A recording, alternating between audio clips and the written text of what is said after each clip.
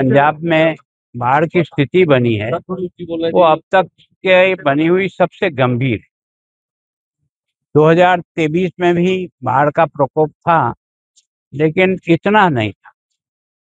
अब की बार क्या हुआ कि इधर पोंग से भी ज्यादा पानी छोड़ना पड़ा, उधर जो है भाखड़ा से भी पानी बहुत ज्यादा छोड़ना पड़ा और रणजीत सागर से भी छोड़ना पड़ा। आपका जो होशियारपुर जिससे प्रभावित हुआ है वो पोंग डैम से हुआ, और पीछे से पानी अधिक आने के कारण से उनकी मजबूरी थी कि उनको पानी खाली करना। लेकिन आजकल सिस्टम में ऐसा है कि हर घंटे में कितना पानी वो छोड़ रहे हैं इसकी लगभग लगभग सबको सूचना भेजते हैं, ताकि लोग थोड़ा चौकन्ना रह करके इस फ्लड के बहाव से किसी तरह से बचाया जा सके। जहाँ आज मैं जिस कैंप में हूँ वहाँ लगभग आज की तारीख में 200-250 लोग हैं। ऐसे 5 कैंप हैं जिसमें लोग हैं। कैंप तो इन्होंने 7 की व्यवस्था की है, लेकिन बाकी कैंप में कुछ लोग आए चले गए। अभी भी 1000 से अधिक लोग इन कैंपों में है। उनसे सबसे मैं व्यक्तिगत भी मिला हूँ, है ना। कम से कम यहाँ आने के बाद उनको सरकार की तरफ से जो सहयोग हो सकता है वो सब सहयोग हो रहा है। एमएलए साहब भी पूरे समय से जनता के बीच में आते हैं, हर प्रकार की उनकी समस्या। प्रशासन भी आ रहा है। रास्ते में जो सड़क पर कुछ लोगों ने अपने डेरे लगा रखे थे क्योंकि पानी आ गया उनके खेतों में और घरों में, तो उन लोगों को भी सामग्री तो मिल रही है।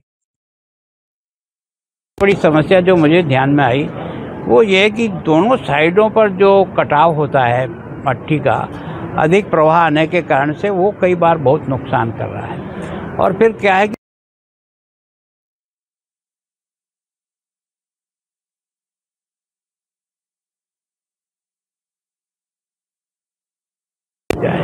तो मैं सोचता हूँ कि अभी एमएलए साहब ने एक प्रस्ताव बताया है कि 7 किलोमीटर एक साइड पर, 3 किलोमीटर एक साइड पर अगर कोई पत्थर की पिचिंग होकर के लग जाए तो पानी को शायद उधर अंदर जाना बंद हो। तो मैं सोचता हूँ उस प्रस्ताव को विचार करेंगे। कुछ यहाँ के गांव के लोगों ने कहा कि बच्चों को जो है ना हमारे गांव में पढ़ने के लिए काफ़ी तकलीफ हो जाती है। केवल और केवल प्राइमरी स्कूल है, उसमें भी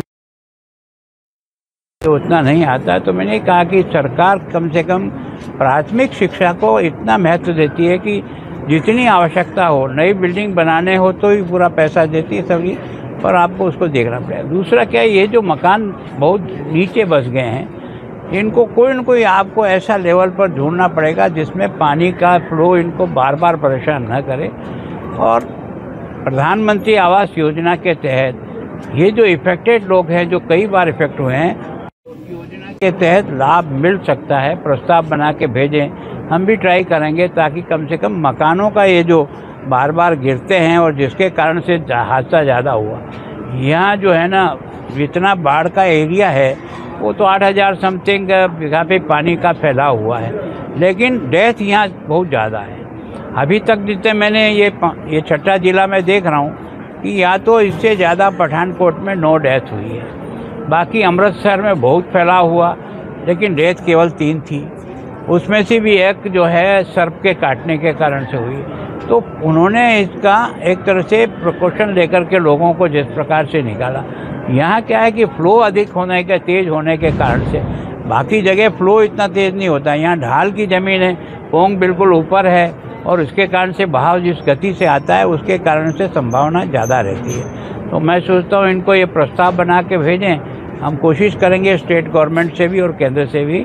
अभी सवेरे जो है वो केंद्र के कृषि मंत्री भी आए हैं, शिवराज जी, वो भी शायद अपने इस एरिया में घूम रहे हैं, तो उनका भी है ताकि, और केंद्र की एक टीम भी यहाँ आई हुई है जो 3 दिन से इस सारे के फ्लड को जो है ना एनालिसिस कर रही है, और वो भी अपना रिकमेंडेशन भेजेगी कि किस तरह से है। सामान्यतः क्या है कि जो खेती के नुकसान है उसको तो आपदा राहत के तहत जो लिमिट तय कर रखी उसके हिसाब से सरकार का पैसा आ जाता है, लेकिन जो घर डैमेज होते हैं या जो पशुओं का जो नुकसान होता है उसके बारे में कई बार वो लाभ उनको नहीं मिलता है।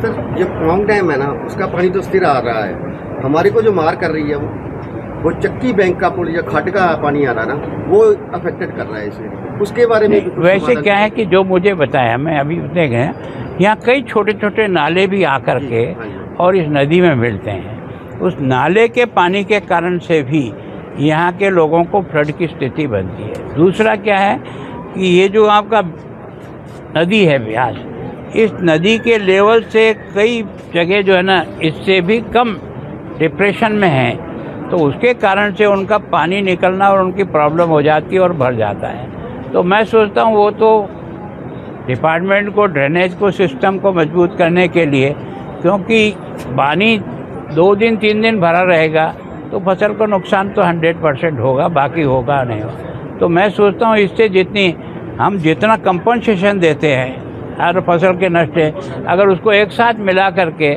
उस समस्या को एकजाई कर ले तो मैं सोचता हूँ सरकार उसको कम खर्चे में काम निकाल सकती है। सर पहले तो आपका बहुत बहुत अभिनंदन है, आप यहाँ पहुँचे हो। जो सेंट्रल सरकार की तरफ से जो 500 करोड़ पंजाब सरकार को भेजा है, एक अनुमान के तहत कि 50,000 करोड़ का पंजाब का। देखो मैं सोचता हूँ ये 50,000 1 लाख नहीं, अगर सरकार का असेसमेंट होगा, यहाँ के कागज़ बन करके जाएंगे, जो टीम यहाँ आई है वो उसको रिकमेंड करेगी, तो पैसा कम और ज़्यादा ये केंद्र के लिए महत्वपूर्ण नहीं है। लेकिन जो प्रोसेस से पैसा मिलेगा वो तो हर ज़िले को कंप्लीट करके भेजना पड़ेगा। न तो 60 की लिमिट बांधी है, न 50 की लिमिट बांधी है। जितनी आवश्यकता होगी, जितना खराबा होगा, केंद्र सरकार उसकी भरपाई करती है। केवल और केवल बाढ़ के उतर जाने के बाद इसका असेसमेंट जिला लेवल के अधिकारी और करके भेजेंगे। केंद्र की सरकार जो है ना, जो प्रतिनिधि आया वो तो अभी केवल ऊपर से देख के जाएगा। कोई बहुत ज़्यादा एग्जैक्ट में नुकसान क्या हुआ ये तो फ्लड उतर जाने के बाद पता लगेगा। तो ऐसी टीम बने, गठित होगी टीम जो मैं सोचता हूँ जो प्रस्ताव ये बना के भेजे। प्रशासन तो लगातार लगा हुआ है, प्रशासन की मेहनत से इतने लोग बच गए हैं। राजा साहब गिल साहब भी लगे हुए हैं, पूरी मेहनत की है इन्होंने, प्रशासन भी लगा हुआ है, उनके कारण ही ये लोग जो मार कम पड़ी है। लेकिन क्या केंद्र की टीम गठन होगी? अगर मान लो मैं संवैधानिक केंद्र का प्रतिनिधि हूँ कि नहीं हूँ, आप गवर्नर 4 दिन से मैं आपके फ्लड के ये 6ठा जिला देख रहा हूँ, अभी 7वें जिले में जा रहा हूँ। भाई रोड ही गया हूँ, जितने लोगों से मिल सकता हूँ मिला हूँ। जो मेरे समझ में आया, आज सवेरे 5 जिलों का मैंने बना करके शिवराज जी को सवेरे एयरपोर्ट पे केवल उसी से मिला था। मेरा कार्यक्रम था पठानकोट रात को रुकने का, मैं आया इसीलिए कि जो कुछ मैंने देखा वो उनको ठीक तरह से मैं उनको ब्रीफ कर सकूं। तो मैं यहाँ से जो भी प्रस्ताव आएगा, मैं आपका प्रतिनिधि भी हूँ, केंद्र का प्रतिनिधि भी हूँ, दोनों के बीच में सेतु का काम करने के लिए जो प्रस्ताव आएगा वो सरकार तक भेज के मदद करेंगे। Thank you.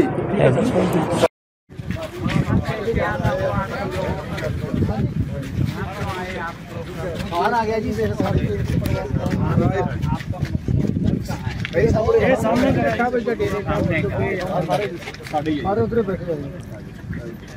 कब से आ गया पानी यहाँ? ये आज 24 तारीख से पानी आने 10 दिन तो 12 ज्यादा हो गए ना, 1 महीना लगातार हो गया पानी, तो 15 दिन हो गए सर बैठे। 15 दिन से यहाँ मकाना की छत्ता डिग्गे वाली हो गई, फसल भी खराब हो गई। ये रोड ਦੇ ਵਿੱਚ ਨਾ ਨਿਕਾਸ ਹੈ यहाँ कितने ला करके आपको यहाँ बैठाया? ये जो खुद आए हुए हैं जी, पानी ज्यादा आ गया है। प्रशासन ने नहीं किया, प्रशासन ने कोई नहीं आया जी, प्रशासन भी हेल्प कर रहा है, लेकिन ये आप खुद आ गए डर के। जिला गुरदासपुर पानी ज्यादा हो गया ना, एक जना पानी ज्यादा हो गया, डरते ऊपर आ गए, तो यहाँ आ गए। तो अपना जो है ना, ये जो जानवर भी यहीं दिया है। अभी प्रशासन आपके साथ क्या काम कर रहा है यहाँ? प्रशासन तो आ रहा, देख रहा, सारा कुछ मदद कर रहा है। हाँ जी, ये 2 ਜ਼ਿਲ੍ਹੇ ਦਾ ਸੈਂਟਰ मतलब के ਹੱਦ ਆ, गुरदासपुर और हुशियारपुर। ਤੇ आप इधरों निकल के आए, इधर पानी देखो करना मतलब के इतने आगे बह गए। नीचे पानी दिख रहा है। एक खेतों में कितने दिन से भरा हुआ पानी? आज 15 दिन हो गया। 15 दिन। फसल तो खत्म, फसल खत्म हो गई सारी, और जानवर भी यही लेके आ गए। सब ऐसे बंदे आ गए, सरकारी बच्चे भी हैं। हाँ जी, बच्चे सारा कुछ इधर परिवार सारा इधर ही है। पढ़ाई इनकी बच्चों की नहीं बंद है, पढ़ाई खत्म हो रही है, अभी तो पढ़ाई बहुत लेट हो गई। प्रशासन का कौन आ रहा है आपका यहाँ? जहाँ का MLA आ रहा है, एमएलए भी आ सब आ रहा है, सब सब आ रहे हैं, वो चेक कर रहे हैं क्या प्रॉब्लम है, क्या दिक्कत है, और जो लंगर पानी का वो जहाँ गुरुद्वारे हैं पास में 2 गुरुद्वारे हैं, वहाँ से चाय लंगर प्रसादा सब 2 टाइम 3 टाइम आ रहा है। तो ये मतलब क्या कहते हैं, पानी कब तक निकलने के लिए बोला? इसका कोई पता नहीं है जी, ये लोग खुद परेशान हो गया जी, नीचे भी पानी है, ऊपर से बारिश हो रही है। पानी दी ना इतों क्रॉसिंग नहीं हैगी, थले पुड़ियां वगैरह नहीं हैगियां, ਉਹਦੇ ਕਰਕੇ ਪਾਣੀ ਇੱਥੇ ਰੁਕਿਆ ਹੋਇਆ ਹੈ, ਉਹਦੇ ਕਰਕੇ ਜ਼ਿਆਦਾ ਦਿੱਕਤ ਆ ਰਹੀ ਹੈ। पानी पिछलों हो रहा है या पंप की तरफ है? ਨਹੀਂ ਜੀ ਸਰ, ਪੰਪਿੰਗ ਦਾ ਕੋਈ ਸਿਸਟਮ ਨਹੀਂ ਹੈਗਾ, ਛੋਟੀਆਂ ਪੁੜੀਆਂ ਹੈਗੀਆਂ ਆ, ਵਿੱਚੋਂ क्रॉसिंग नहीं हो रही पानी ब्लॉकेज ये समस्या तो कई समय से आ रही है जी। जो पुल भी बनया तो बड़िया पुड़िया रखी, कोई तरीका नहीं आगे कहीं पानी जाने का, पानी की छोटिया पुड़िया है, बड़िया पुड़िया नहीं है। तो होगी जब पुड़िया बन रही है तो नहीं सर, बहुत घट, 1-2 छोटिया पुड़िया है, बड़िया पुड़िया नहीं। सिर्फ एक है, वो भी ब्लॉक हो जाती है जब पानी ज़्यादा आता है ना, वो भी ब्लॉक हो जाती है। वो एक नदी ज़्यादा पानी नहीं खींच सकती। क्या है आपका जहाँ ये जो रोड है ना, जहाँ 3-4 पुली चाहिए नीचे। सर ये 144 किलोमीटर नेक्स्ट टाइम जो कर रहे आने वाला वहाँ से पानी निकल जाएगा। अजे फिलहाल इन्हों की प्रॉब्लम हो गया जी, वो उन्होंने समय हो गया डीसी साहब दस देंगे जी, बताएंगे। हाँ जी। तो ऐसा आपके जैसे हैं ये डेरे जी, ऐसे और कितने डेरे हैं जो इसी तरह से पानी बहुत है जी, बहुत है। ये तो जो पास में है सर, वो आए हुए हैं, जो दूर है वो घरों में बैठे हुए हैं। बहुत मुश्किल है उनके लिए बहुत ज़्यादा मुश्किल है। ये लोग तो ये पास में है, जल्दी से आगे भाग के, वो लोग तो आ भी नहीं सके। अब नीचे जाएंगे 100-150 घर ऐसे ही। वहाँ कैसे हम लोग जाते हैं ट्रैक्टर पे, उनको सामान देते हैं, खाने पीने का, पशुओं का चारा देते हैं। हम लोग इधर से जाते हैं नीचे से। अगर इधर पुली हो, 2-3 पुली हो, तो पानी इधर से आए, इधर से भाग जाए, फिर दरिया में चला जाए।